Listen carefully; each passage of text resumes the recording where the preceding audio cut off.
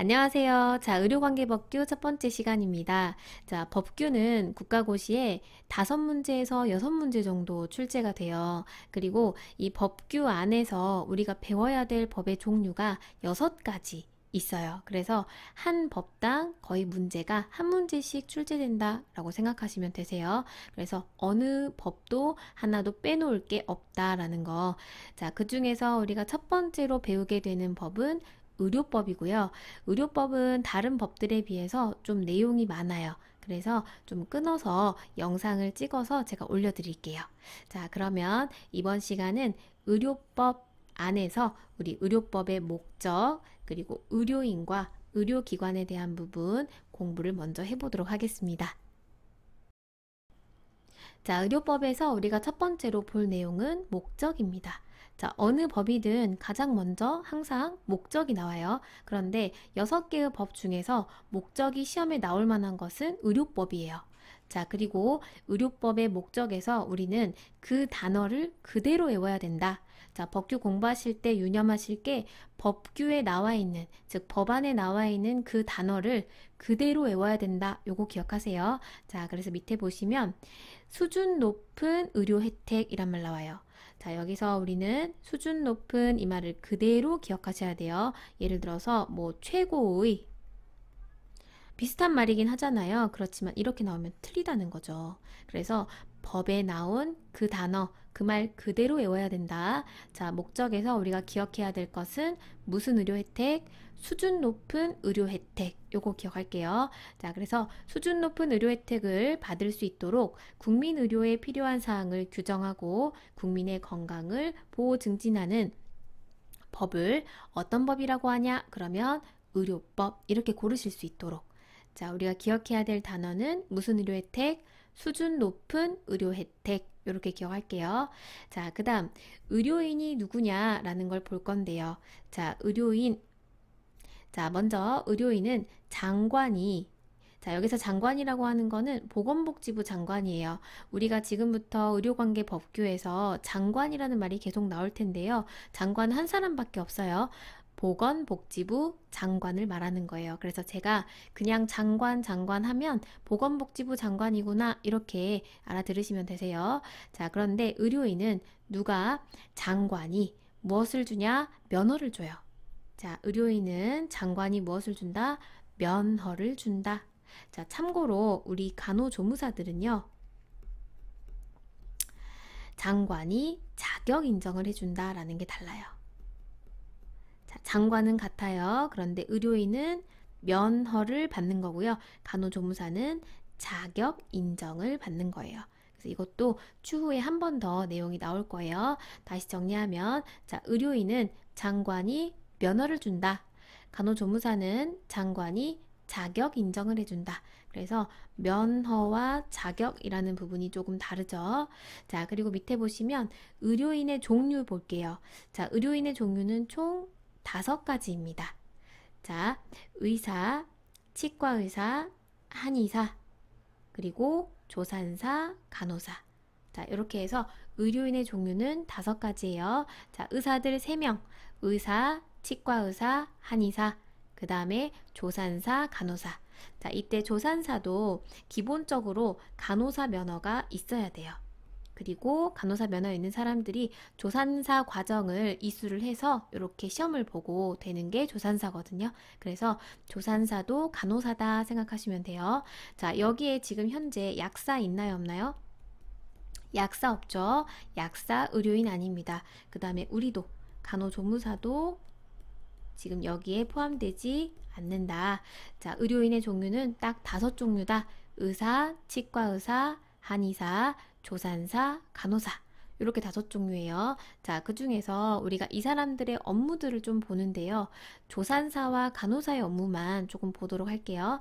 자, 조산사는 조산 업무하면서 임산부와 신생아에 대해서 보건과 양호 지도를 해준다. 라는 거. 자, 그 다음에 간호사는 어떤 업무들을 하느냐. 밑에 보시면요. 간호사의 업무는 좀 볼게요. 자, 일단 관찰, 자료 수집, 간호 판단, 그 다음에 요양. 자, 그리고 밑에 보시면 의사들의 지도하에 시행하는 진료의 보조. 자, 그리고 교육, 상담, 건강 증진 이런 것들 막 외울 건 아니죠. 자, 그리고 우리가 꼭 기억해야 될 것은 대통령령이라는 거. 자, 여기가 보건복지부령 이렇게 나오면 틀리다는 거예요. 자, 간호사의 업무는 무슨 령으로 나와야 된다? 대통령령으로 나와야 하고요. 그 밖에 간호조무사, 지도 이런 부분들도 있습니다. 자, 간호사의 업무, 뭐 관찰, 자료 수집, 간호 판단, 요양, 진료의 보조, 교육, 상담, 건강 증진 이런 것들 우리가 막 일일이 하나하나 외울 건 아니에요. 아, 이런 게 있구나. 이 정도로만 보시고요. 꼭 기억해야 될 것은 무슨 령이다? 대통령령이다. 그리고 간호조무사 지도까지 하더라. 라는 거 보시면 되세요. 자, 의료인 우리가 함께 살펴봤고요. 넘어가서 의료기관 보도록 하겠습니다. 자, 의료기관의 종류 보시면요. 일단 개수 먼저 보면 총 10종류예요. 자, 의료기관 종류 몇 개다? 10개다 라는 거. 자, 그리고 이 의료기관을 우리는 좀 급을 나눠 볼 건데요. 자, 왼쪽에 보시면 병원급, 그 다음 의원급, 그리고 조산원. 자, 이렇게 의료기관을 급으로 나눠 볼 거예요. 자, 어떻게 나눈다? 병원급, 의원급, 조산원. 자, 그리고 이 각각의 급에서 우리 진료를 보는 그 대상을 좀 볼게요.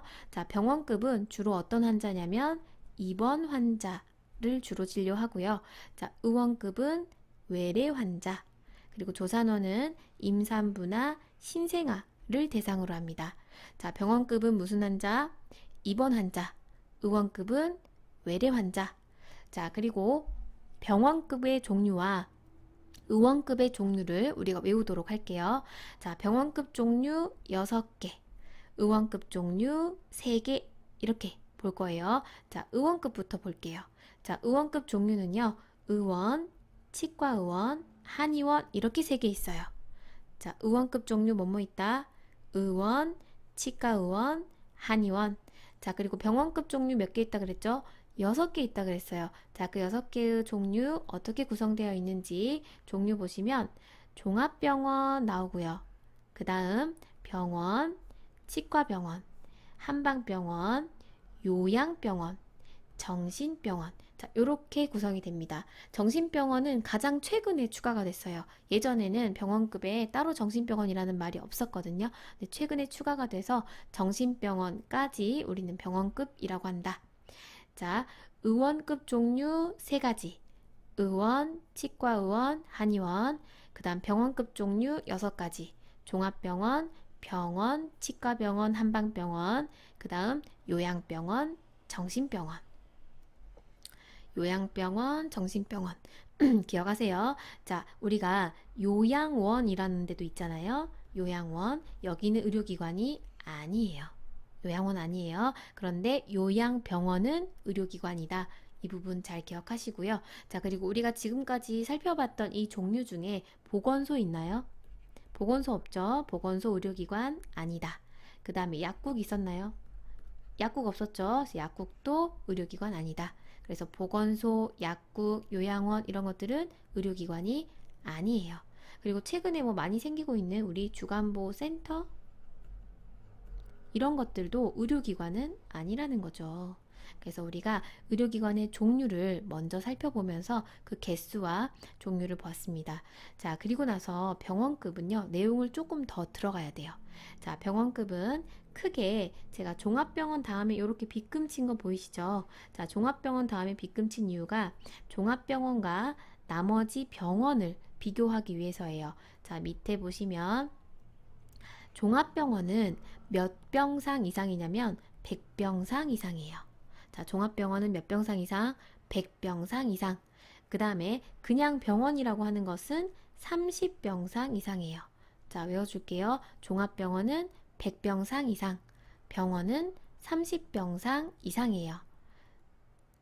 자, 개수로, 병상수 개수로 우리가 구별을 해요. 병원은 30병상 이상, 종합병원은 100병상 이상 보시고요. 그리고 종합병원은 다시 우리가 100에서 300병상일 때와 300병상 이상일 때로 나눠볼 수가 있어요. 자, 이 나누는 기준은 진료 과목수예요. 자, 종합병원의 병상 수는 기본적으로는 몇 병상 이상? 100병상 이상인데 그 안에서도 진료 과목 수에 따라서 두 가지로 분류를 하더라. 자, 어떻게 했죠? 100에서 300병상일 때 하나, 그 다음 300병상 이상일 때 하나, 요렇게 나눠봐요. 자, 100에서 300병상이다. 그러면 진료 과목 수가 7개 이상이고요. 그 다음 300병상 이상이다. 진료 과목 수가 9개 이상입니다. 자, 이 두 가지 차이가 나는 진료 과목은 누구냐면 정신건강의학과와 치과예요. 자, 두 개 차이 나는 과목은 뭐다? 정신과와 치과다. 자, 그러면 기본적인 7개의 진료 과목은 어떻게 되는지 좀 봐야겠죠.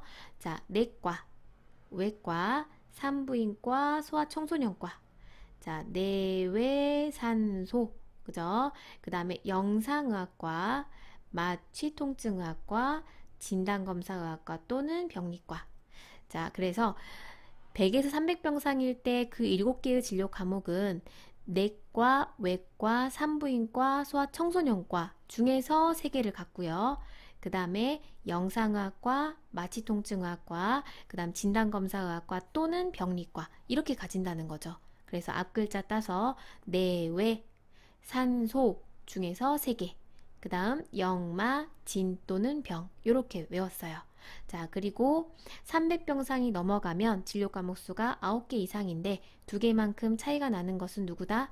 정신과와 치과다. 자, 여기까지 다시 한번 정리해 볼게요. 자, 의료기관은 총 몇 종류 있다? 10종류 있다. 그리고 급을 나누면 3개의 급으로 나누는데 어떻게 나눠진다? 병원급, 의원급, 조산원으로 나눠진다.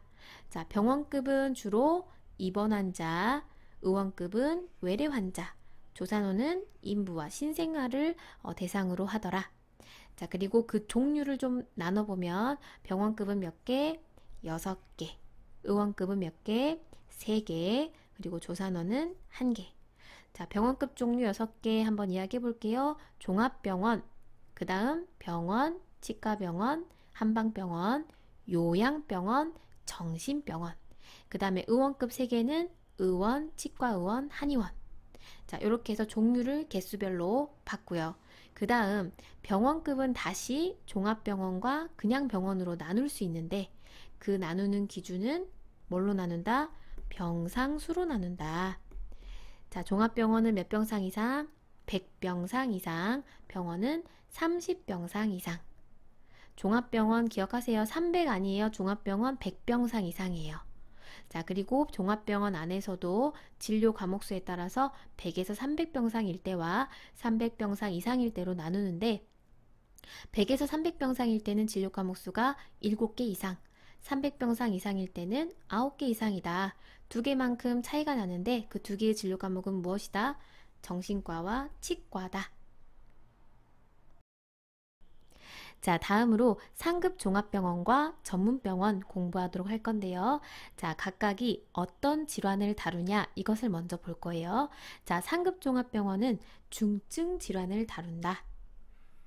자, 중증 질환이라는 것은 우리 생명과 밀접한 관련이 있는 질환들 있죠. 예를 들어서 뭐 심근경색, 뇌경색 이런 것들을 중증 질환이라고 표현해요. 그래서 중증 질환에 대해서 난이도가 높은 의료행위를 한다라는 곳이고요. 그리고 전문병원은 어떤 질환이냐? 자, 특정 질환 기억할게요.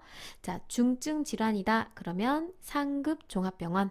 특정 질환이다. 그러면 전문병원.